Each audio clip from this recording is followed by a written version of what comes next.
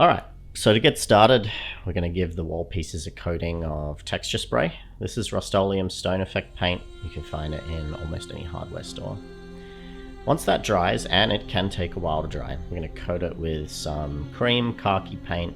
I'm using exterior fabric spray. This will allow the underpainting to show through a little bit. You could use almost any other spray for this, but this is the one that I find works best. Then we're going to take the exterior metal framing, and I'm going to use the spray paint and the spatter effect to just spatter some orange. And then I'm going to go over that with just a dusting of silver. Again, it kind of just ties everything together and makes it read as a metallic. We're going to take the base pieces, which we also coated earlier in texture spray, and I'm going to give those a coat of some dark charcoal grey. Now that we have all of our pieces, it's time to start assembly.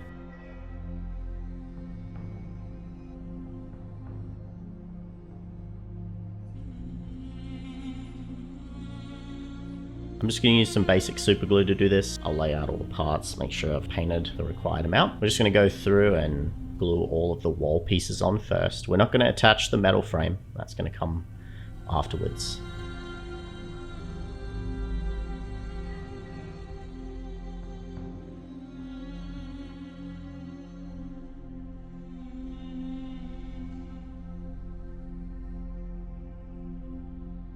So before we start any paint work, I'm actually going to print out some decal sheets. I jumped on Amazon, I bought some cheap water slide decals. You can get these for inkjet printers, you can get them for laser printers, just make sure you're using the right one. I hopped online and I downloaded our Wars in Arabia graphics sheet. This does have a bunch of carpets and things like that on it as well, but I'm not really going to worry about that. All I want is the signs and the wall images. Here we really just need to cut them out. Make sure you're using a sharp scalpel while doing this. Mine was kind of blunt, and that's never really a good idea.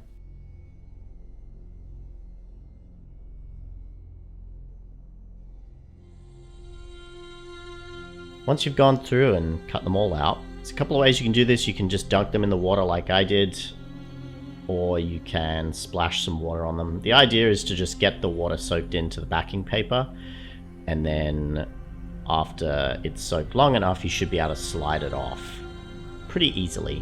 The bigger the piece, the harder it is going to be to slide off, and the more careful you will need to be.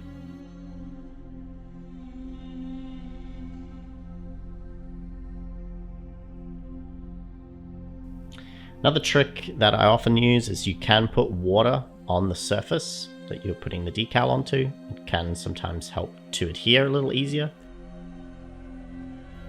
Another trick that I really like to use after I've put them on the surface is to just go around with a scalpel or a toothpick and just kind of pick at them a little bit and break them up. It's time to apply some paint. I'm going to grab a thick sponge. I can't remember where I got this sponge from. Came from somewhere in the shop. Any sponge will do though. We're going to get some Monument Cream paint, and we're just going to start sponging that paint on around the walls, trying to add a bit more variation to the color and also favor the top edges a little bit as well. So this will act as almost like a highlight and just add a little bit more dimension to the walls.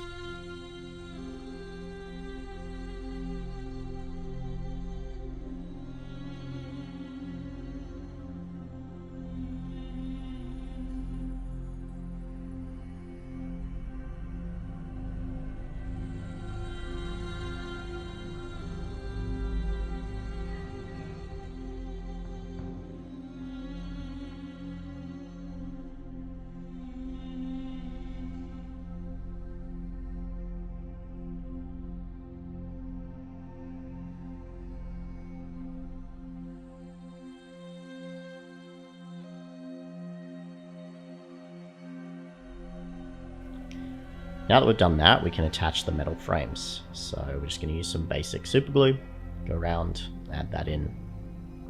You want to make sure to get some super glue on the back side of these as well, just so they adhere to the painted surface well. There's enough texture that you shouldn't have too much problem with the glue sticking, but just make sure to add as much as you need.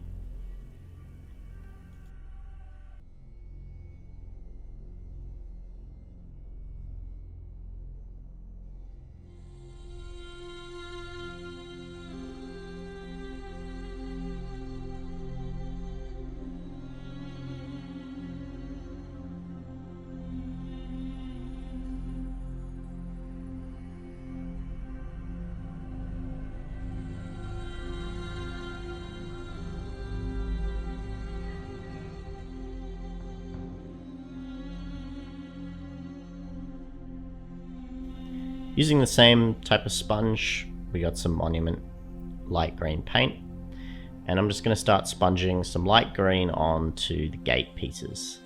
This is a really helpful trick when you want to break up the surface of a flat color. It's really important to make it look as if it was worn and weathered, but this also can act as a bit of an underpainting layer as well if you want to do additional weathering layers on the top.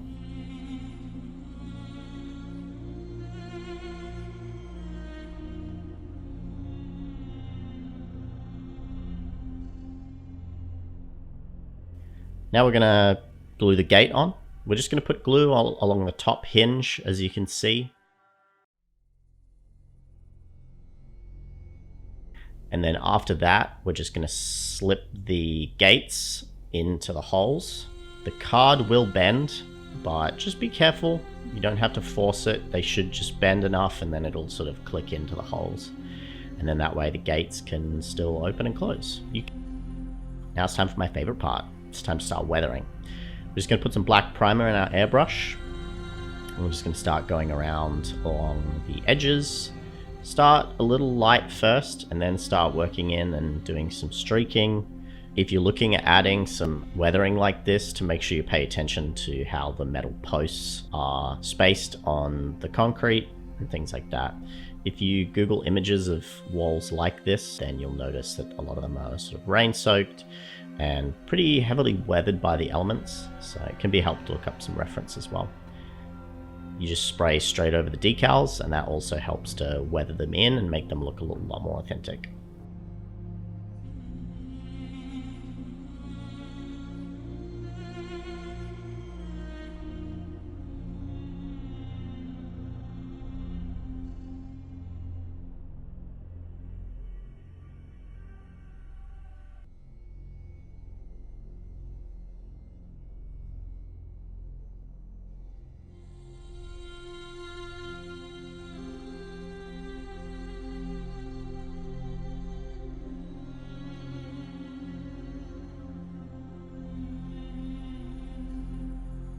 Even though we can't do any really complicated scenic effects on this, we're still going to add a little bit of scenic along the base. I'm going to take some watered down PVA, we're going to go around and just add it in some patches along the bases of these walls. And then we're going to take some SCENIC Express dried leaves, and we're going to sprinkle those along randomly.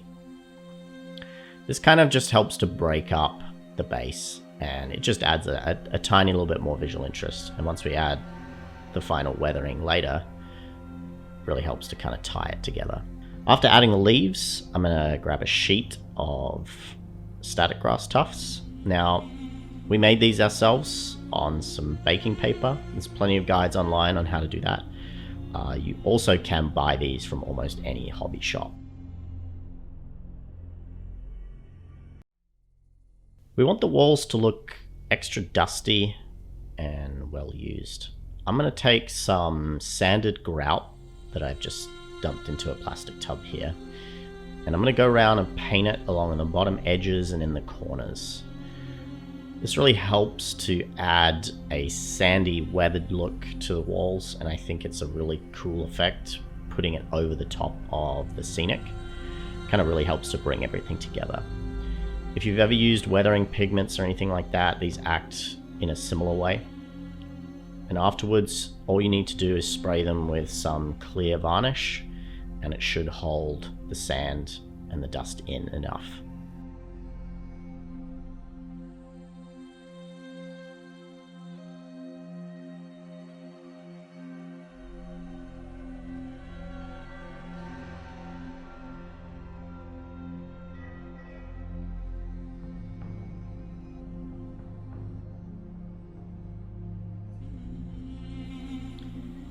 A step that I also really like to do when working on projects like this is add some graffiti and other markings. I have some POSCA paint pens here.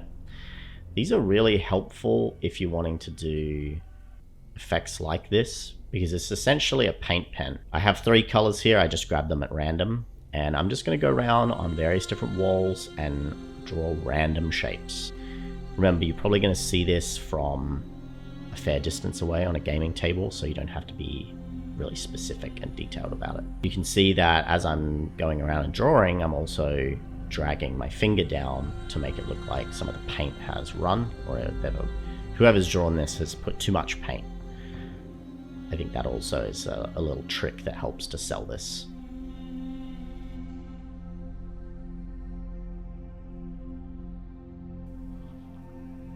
One of the last weathering steps is I'm going to go through with some dirty down rust effects, and I'm going to paint in some of the top edges of the metal frame, and then along the top with some of the barbed wire as well. This is going to help give it a little bit more dimension and also add just that extra weathering layer.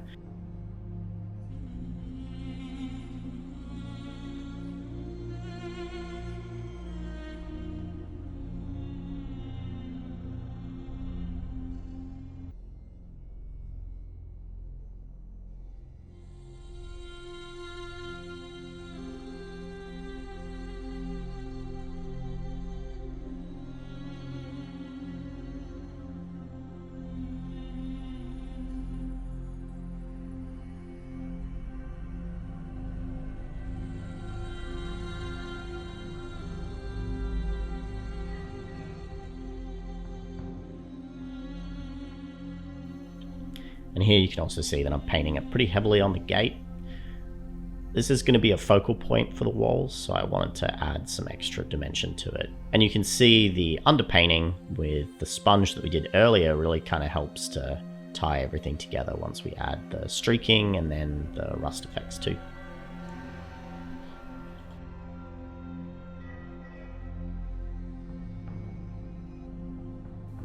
And that's it. Another project completed. I hope you enjoyed the tutorial on how to make these walls look a lot more realistic. These would be perfectly at home on any moderns or post-apocalyptic table, and I think this is a really great way to enhance one of our pre-painted kits. Don't forget to like and subscribe and drop a comment down below on what you want to see next.